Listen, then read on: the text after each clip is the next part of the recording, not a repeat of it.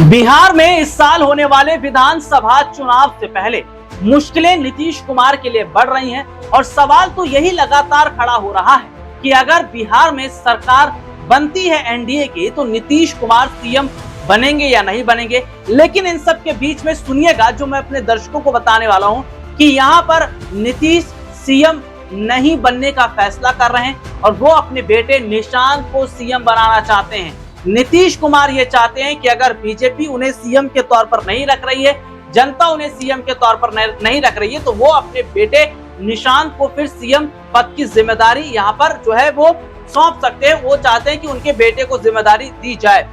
तो क्या ये फैसला बीजेपी मानेगी? और सबसे बड़ी बात क्या है कि नीतीश कुमार का कोई भरोसा भी नहीं किया जा सकता। नीतीश कुमार जो है वो हमेशा से पलटने के लिए माने जाते रहे हैं और जब जब उन्होंने पलटी मारी है तब तक क्या देखते हैं हम, बिहार की सियासी स्थितियां बदली हैं, बिहार की सियासत बदलती नजर आई है।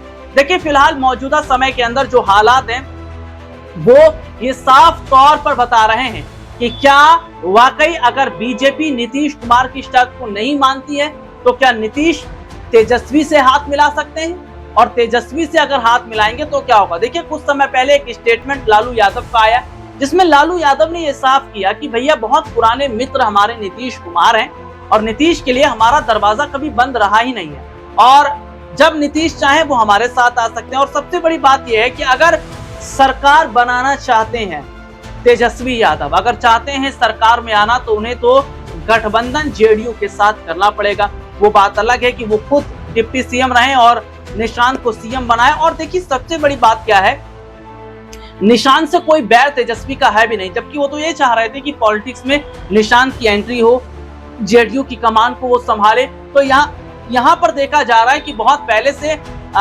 तेजस्वी ये कह रहे थे कि भैया सीएम कुर्सी निशांत के हाथ में दे देनी चाहिए। कम से कम वो ये तो बोल रहे हैं। बीजेपी के नेता क्या बोल रहे हैं कि सरकार अगर बनेगी, अगर एनडीए की सरकार बनेगी तो सीएम कौन होगा, बीजेपी का होगा। तो यहाँ पर देखा जा रहा है कि बीजेपी अब ये मानने के लिए तैयार नहीं है। बीजेपी किसी भी हद तक ना तो नीतीश को सीएम बनाएगी ना उनके बेटे को। तो ऐसे में अगर यही रहा बीजेपी का रवैया तो क्या आने वाले समय में नीतीश आरजेडी के साथ जा सकते हैं। और यहाँ पर अपने दर्शकों को मैं ये जरूर बता दूं कि एक बार फिर नीतीश जो है वो दिल्ली की तरफ आए हैं। बीते कुछ समय पहले भी दिल्ली की तरफ आए थे लेकिन नीति आयोग की बैठक में वो शामिल नहीं हुए, जबकि उस दौरान प्रधानमंत्री मोदी उस बैठक में थे। तो यहाँ पर देखा जा रहा है कि बार बार दिल्ली आने का मतलब क्या यही संकेत दे रहे हैं, क्या कुछ ना कुछ तो गड़बड़ चल रहा है। क्या वो देख रहे हैं कि बीजेपी जिस तरीके से लगातार एक जाल बुनती चली जा रही है, एक चक्रव्यूह कहीं ना कहीं बनाती चली जा रही है, उस चक्रव्यूह के अंदर क्या यहाँ पर फंसती जो स्थिति है वो नीतीश की नजर आ रही है। और ऐसे में देखा जा रहा है कि अगर नीतीश एनडीए के साथ बने रहेंगे तो पार्टी और वोट बैंक भी जाएगा और जो बेटे को सेट करने की कोशिश वो कर रहे थे राजनीति के अंदर वो भी सपना नहीं हो पाएगा। तब ऐसे में आने वाले समय के अंदर जो है वो तस्वीर बदल सकती है। अगर बीजेपी नीतीश की शर्तों को नहीं मानती तो नीतीश जो है वो आरजेडी के साथ हाथ मिला सकते हैं। आज के लिए इतना ही, आपसे फिर दोबारा मुलाकात होगी, तब तक के लिए इजाजत दीजिए, नमस्कार।